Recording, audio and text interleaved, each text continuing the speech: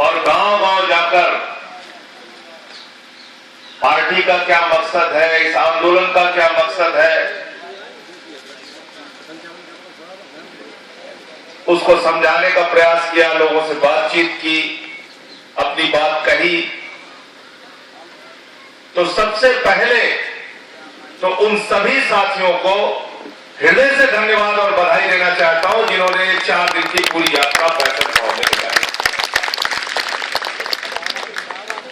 लेकिन साथियों, ये यात्रा रुकनी नहीं चाहिए, क्योंकि जिसका जिक्र अभी रमेश श्रीवास्तव जी कर रहे थे कि भारत माता की चुनरी में दाग लगाने की कोशिश इस देश के रहनुमा कर रहे हैं। और अगर हम भारत माता के सच्चे सिपाही हैं, अगर हम भारत माता के सच्चे बेटे हैं, अगर हम इस धरती से प्रेम करते हैं, तो ये हमारी जिम्मेदारी है कि अरविंद केजरीवाल के साथ हम भी इस देश की रक्षा और सुरक्षा के लिए पूरी तरह से तैनात रहें और इसको बचाने के लिए काम करते रहें। भारत माता की, भारत माता की। ये 2 साल से लड़ाई जो चल रही है, ये कोई खुशी की लड़ाई नहीं साथी।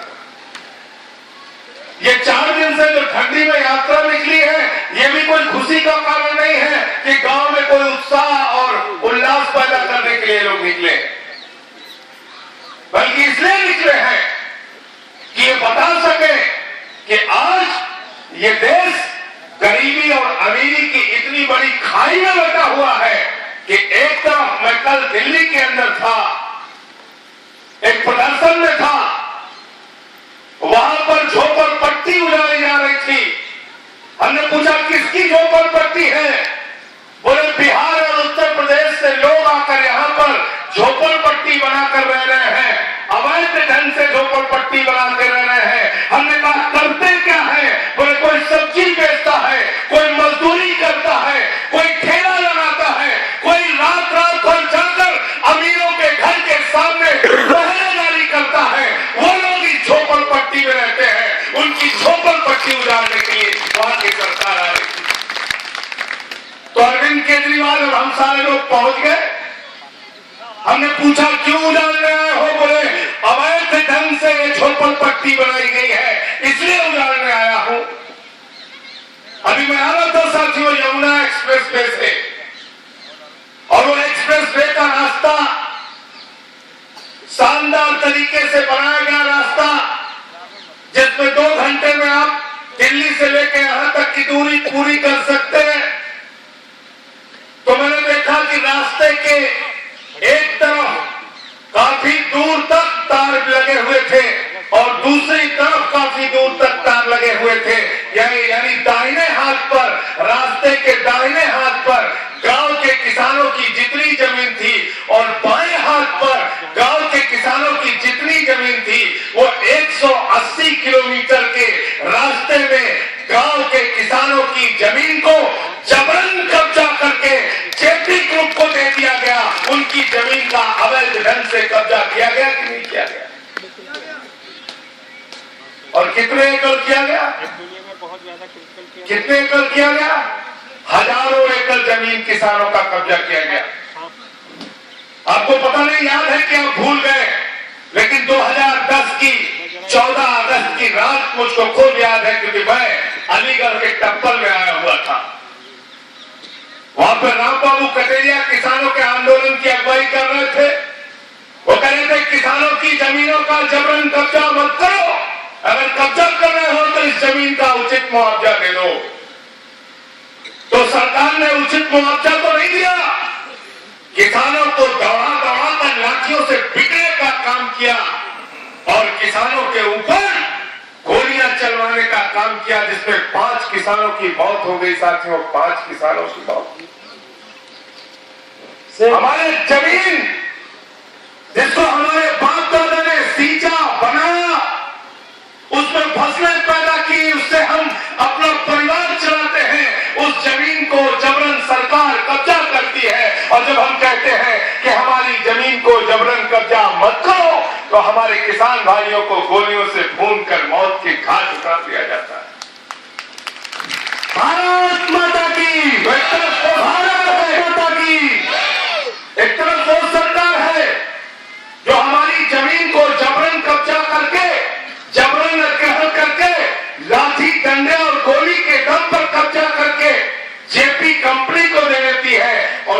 तरफ वो सरकार है जो हमारे बच्चे दिल्ली में जाकर मजदूरी करते हैं, ठेला लगाते हैं, सब्जी बेचने का भी काम करके अपने परिवार का पेट पालना चाहते हैं और झोपड़पट्टी बना के अपने बच्चों को रखना चाहते हैं, तो उनको भी उजाड़ने के लिए सरकार वहां भी बुलडोजर चलवाने का काम करती है। तो ये देश किसका है ये तय करना पड़ेगा। सिर्फ मनमोहन सिंह का, सिर्फ अंबानी का, सिर्फ जेपी का, सिर्फ टाटा का, सिर्फ बिरला का, या इस देश के 180 करोड़ लोगों का है, ये बात तय करनी होगी साथियों। लड़ाई इस बात की है, असल लड़ाई तो इस बात की है, क्योंकि आपको पता नहीं, मालूम है कि नहीं मालूम है, इस देश में अंबानी का एक घर बना है, अंबानी का, मुंबई के अंदर अंटीला हाउस। मुस्लिम भाइयों की वक्फ की संपत्ति जो होती है, वक्फ कमेटी की संपत्ति पर जबरन वहां पर गलत ढंग से कब्जा लेकर वहां अंटीला हाउस बना है मुकेश अंबानी का। और मुकेश अंबानी का अंटीला हाउस कितने कमरे का मालूम है आपको? 450 कमरे का अंटीला हाउस, 450 कमरे का, और सैकड़ों एकड़ के अंदर बना है। तो कल दिल्ली में जो लोग हटाए जा रहे थे, जो लोग उजाड़े जा रहे थे, मैंने पूछा यहां पर कितने परिवार रहते हैं? बोले 6000 परिवार रहते हैं। मैंने कहा 6000 परिवार में कितने लोग रहते हैं? बोले बच्चे, बूढ़े, जवान, माताएं, बहनें, सबको मिलाकर लगभग 20,000 लोग रहते हैं। मैंने कहा कितने एरिया में रहते हैं? बोले ये 20,000 लोग 4 एकड़ में रहते हैं, सिर्फ 4 एकड़ में। एक तरफ वो हिंदुस्तान है जहां पे गरीब आदमी अपने बच्चों को लेकर 20,000 लोग झोपड़पट्टी में 4 एकड़ की जमीन पर रहते हैं, उस पर तो सरकार बुलडोजर चलाने के लिए आती है। और दूसरी तरफ मुकेश अंबानी अपने अकेले परिवार को रखने के लिए 450 कमरों का मकान सैकड़ों एकड़ जमीन में बनाता है, तो उसके साथ सरकार व्यापार करती है। ये कौन सी व्यवस्था है, जरा आपको समझाओ सर, ये कौन सी व्यवस्था चल रही है इस देश के साथ? तो किसान भाइयों, आपको एक ताकत मिली है इस देश के अंदर। नौजवानों से भी कहना चाहता हूं कि एक ताकत आपको मिली है। 15 अगस्त 1947 को यह देश आजाद हुआ और 26 जनवरी 1950 को इस देश का संविधान बन गया। और जब इस देश का संविधान बना तो इस देश के संविधान ने कहा कि देश के प्रधानमंत्री के भी वोट की ताकत एक होगी, देश के राष्ट्रपति के भी वोट की ताकत एक होगी, देश के कैबिनेट मंत्री के भी वोट की ताकत एक होगी, प्रदेश के मुख्यमंत्री के भी वोट की ताकत एक होगी, सांसद की भी ताकत वोट की एक होगी, विधायक के भी वोट की ताकत एक होगी, और गांव में रहने वाले किसान, मजदूर और नौजवान की भी वोट की ताकत एक होगी। वोट के मामले में सबके सब लोग बराबर है। ये लोकतंत्र का सबसे बड़ा हथियार आपको मिला। और दूसरी बात क्या हुई? सरकार ने कहा, उस संविधान ने कहा कि आप अपनी मर्जी से विधायक चुनेंगे, अपनी मर्जी से सांसद चुनेंगे, अपनी मर्जी से मुख्यमंत्री बनाएंगे, अपनी मर्जी से प्रधानमंत्री बनाएंगे, यानी अपने वोट की ताकत से जनता सरकार बनाएगी। और जब सरकार बन जाती है तो सरकार कहती है हमारे खजाने में पैसा नहीं है, देश के लोगों कुछ पैसा दे दो। तो देश का किसान, देश का मजदूर, देश का एक भिखारी भी सरकार के खजाने में टैक्स देता है, वाटर टैक्स देता है, हाउस टैक्स देता है, इनकम टैक्स देता है, सेल टैक्स देता है, सिंचाई देता है, लगान देता है, मोटरसाइकिल चलाता है, उसमें तेल भरवाता है तो भी सरकार को टैक्स देता है, और अपने बच्चे को पढ़ाता है तो भी सरकार के खजाने में पैसा देता है, बिजली जलाता है तो भी सरकार के खजाने में पैसा देता है, टेलीफोन से बात करता है तो भी सरकार के खजाने में पैसा देता है। तो टैक्स के पैसे से सरकार चलती है, यानी वोट भी हमारा और नोट भी हमारा, और हम ही पे गुंडागर्दी और हम ही पे दादागिरी। ये कैसे चलेगा? ये कैसे चलेगा? ये कौन सी व्यवस्था है? अब पूछना चाहते हैं गांव के किसान भाइयों, मैं कई जिलों में, कई गांवों में पिछले दिनों में 2 साल के अंदर घुमा हूं, और इसके पहले 18 साल से फुटपाथ के लोगों की लड़ाई और गरीबों की लड़ाई में भागीदारी लिया हूं। मैं पूछना चाहता हूं आपसे, क्या आप थाने में जाते हैं तो बगैर रिश्वत के आपका काम हो जाता है? क्या आपका राशन कार्ड बगैर रिश्वत के बनता है? ड्राइविंग लाइसेंस बगैर रिश्वत के बनता है? पासपोर्ट बगैर रिश्वत के बनता है? बच्चे का एडमिशन बगैर अधिक पैसा दिए बंद होता है? अस्पताल में मां का इलाज क्या बगैर रिश्वत के होता है? तो थाने में जाओ तो रिश्वत देनी, अस्पताल में जाओ तो रिश्वत देनी, आय जाति निवास प्रमाण पत्र बनवाना है तो रिश्वत देनी, और अगर घर में बच्चा पैदा हो जाए जन्म प्रमाण पत्र बनवाना है तो भी रिश्वत देनी है, और बाप की मौत हो जाए मृत्यु का भी प्रमाण पत्र बनवाना है तो भी आपको रिश्वत देनी है। हर जगह आपको रिश्वतखोरी और भ्रष्टाचार का सामना करना, और इसके बावजूद हमको गुस्सा नहीं आता। हम अपने वोट से सरकार बनाते हैं, अपने नोट से सरकार चलाते हैं, सिपाही को भी हमारे पैसे से तनख्वाह, दरोगा को भी हमारे पैसे से तनख्वाह, मास्टर को भी हमारे पैसे से तनख्वाह, डॉक्टर को भी हमारे पैसे से तनख्वाह, और इन्हीं लोगों के सामने हम एप्लीकेशन लेकर भीख मांगते रहते हैं। लेखपाल जी ये काम कर दीजिए, डॉक्टर साहब जी ये काम कर दीजिए, सिपाही दरोगा जी ये काम कर दीजिए, और यही लोग हमारे पर डंडा मारते रहते हैं। ये कौन सी व्यवस्था है?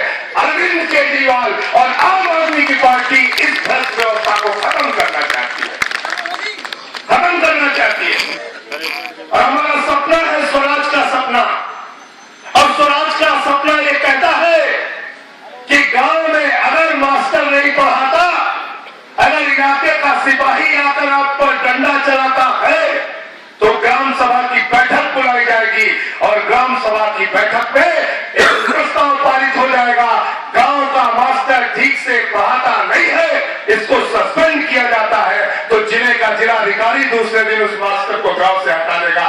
ये स्वराज की व्यवस्था हम लोग चाहते हैं, आम आदमी की पार्टी। अगर सिपाही आप पे डंडा चलाए, दरोगा आप पे डंडा चलाए, इलाके के लोग ग्राम सभा बैठे और उसमें तय किया जाए कि अगर हमारे बच्चे को, हमारे नौजवान को जबरदस्ती उठाकर थाने में बंद किया गया तो यहाँ का दरोगा इस इलाके में नहीं रहेगा। ग्राम सभा का प्रस्ताव पारित हो और जिले का पुलिस अधीक्षक आपके प्रस्ताव को मानकर दूसरे दिन सिपाही और दरोगा का वहां से ट्रांसफर कर दिया। ये व्यवस्था हम चाहते, ये व्यवस्था हम चाहते। तो इसलिए साथियों, आपको अपने वोट की ताकत को समझना होगा, क्योंकि आपको अफीम सुंघा दी जाती है, जाति की अफीम, धर्म की अफीम, क्षेत्र की अफीम, भाषा की अफीम, और इसी अफीम को सूंघकर 64 साल से आप वोट दे रहे हैं। मेरी बात बुरी लगे तो मुझको माफ कीजिएगा, लेकिन 5 साल 11 महीने तक तो आप इंसान रहते हैं, लेकिन जब चुनाव 4 साल 11 महीने आप इंसान रहते हैं, लेकिन जैसे ही चुनाव का मौसम आता है, कोई ठाकुर बन जाता है, कोई ब्राह्मण बन जाता है, कोई यादव बन जाता है, कोई दलित बन जाता है, कोई अगड़ा बन जाता है, कोई पिछड़ा बन जाता है, और नेता लोग आपकी ये कमजोरी खूब पहचान चुके हैं और कहते हैं वोट लो, सांसद बनो, विधायक बनो, भ्रष्टाचार करो, अंतिम में इनको यही अफीम सुंघाकर हम वोट ले लेंगे, इन लोगों को इसी तरीके से लूटते रहेंगे। ये नेताओं की साजिश है, ये नेताओं की साजिश है। इस साजिश को समझ पा रहे हैं कि नहीं समझ पा रहे? साजिश समझ पा रहे हैं कि नहीं समझ पा रहे? इस देश में कोयला घोटाला हुआ, कोयला घोटाले में कौन शामिल? कांग्रेस वाले भी शामिल और भाजपा वाले भी शामिल। 2G स्पेक्ट्रम का घोटाला हुआ, उसमें कौन शामिल? डीएमके वाले भी शामिल, कांग्रेस वाले भी शामिल, भाजपा वाले भी शामिल। तो जितना घोटाला हो रहा है, और घोटाले की तो चर्चा करेंगे, भ्रष्टाचार की चर्चा करेंगे, तो पूरा कार्यक्रम बीत जाएगा, घंटे 2 घंटे तक सिर्फ भ्रष्टाचार की चर्चा करता रहूंगा। एक घटना कल हुई, आप लोगों ने देखा होगा टीवी चैनल पे।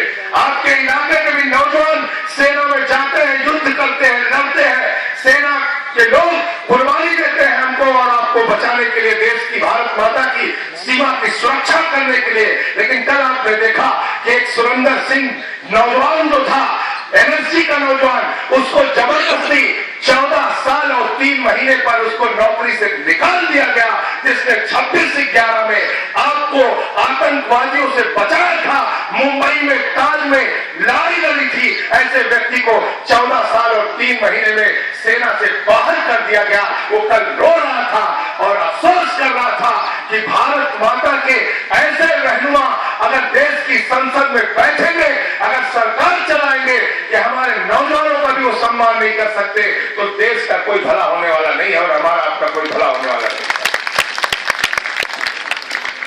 सुरेंद्र का बच्चा सिर्फ 3 दिन का था, 22 मई को पैदा हुआ था, 22 नवंबर को पैदा हुआ, 26 नवंबर को आतंकवादियों ने मुंबई पे हमला कर दिया।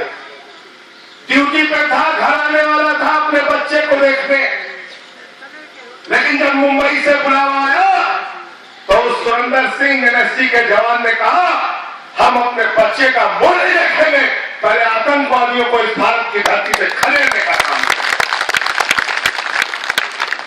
और जाके हमारे लिए लड़ाई लड़ा, इस देश के लिए, भारत माता की रक्षा के लिए लड़ाई लड़ी। और आज वो आदमी अपने इलाज के लिए गर्दन की ठोकर खा रहा है, उसको भीख मांगनी पड़ रही सरकार से, और इनको शर्म नहीं आती। सरकार के लोग झूठ बोलते हैं कि इनका सारा बकाया दे दिया गया। तो साथियों, सोचना होगा ये देश कहां जा रहा है, जहां कोयला खा जाते हैं, हमको रोटी खाने को नहीं मिल रहा है। सरकार में बैठे हुए लोग कोयला खाते हैं, 2G खाते हैं, कॉमनवेल्थ गेम्स में खिलाड़ियों का पैसा खाते हैं, और तो और बैसाखी का पैसा खाते हैं, कारगिल के शहीदों की आदर्श सोसाइटी का पैसा खाते हैं, और सुरेंद्र सिंह जैसे जवान का पैसा खाते हैं। कहां जा रहा है ये देश? कितना लूटोगे इसको, कितना भ्रष्टाचार करोगे? लेकिन इस भ्रष्टाचार से इस मुल्क को बचाने के लिए एक अरविंद केजरीवाल जैसा नौजवान बाहर निकला है देश के अंदर। हमारी आपकी जिम्मेदारी है कि हम सारे लोग हाथ में हाथ मिलाकर उनका मजबूती के साथ साथ दें।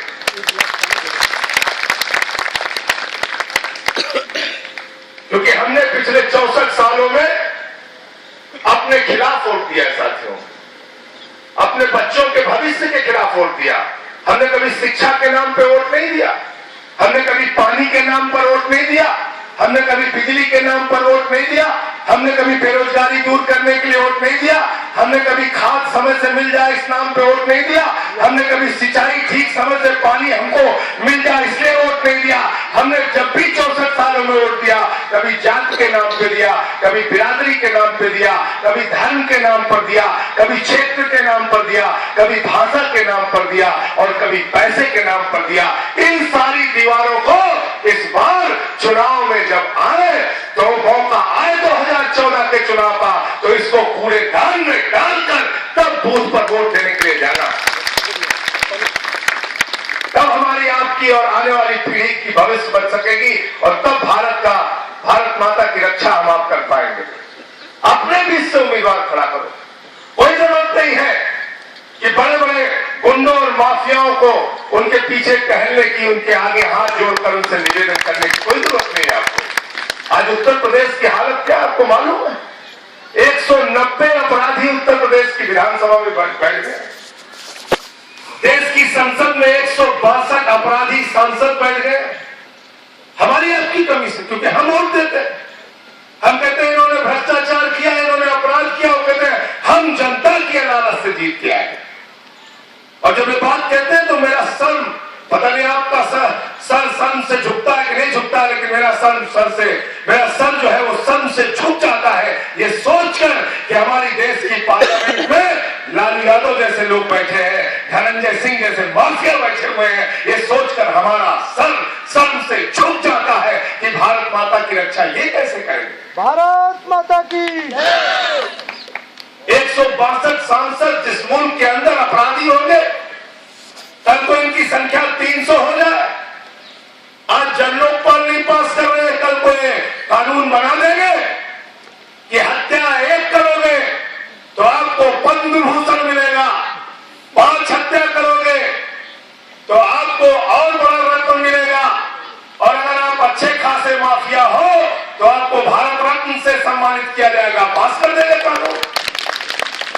इसलिए आपको सावधान होने की जरूरत है।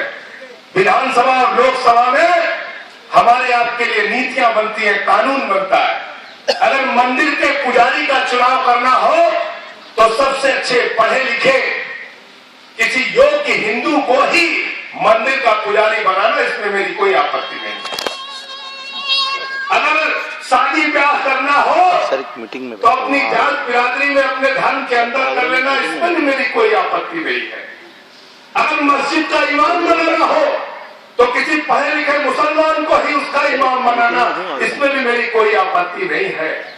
लेकिन अगर उत्तर प्रदेश की विधानसभा के अंदर अपना सेवक भेजना हो, जहां पे आपके बच्चों की शिक्षा की नीति तैयार होती है, जहां पर पानी बिजली की नीति तैयार होती है, जहां पर खाद और किसान के लिए समस्याओं के समाधान की नीति बनती है, तो अपने सेवक को भेजना, गुंडे और माफियाओं को भेजोगे तो तुम्हारा और हमारा भला आने वाले 164 सालों तक होने वाला नहीं है।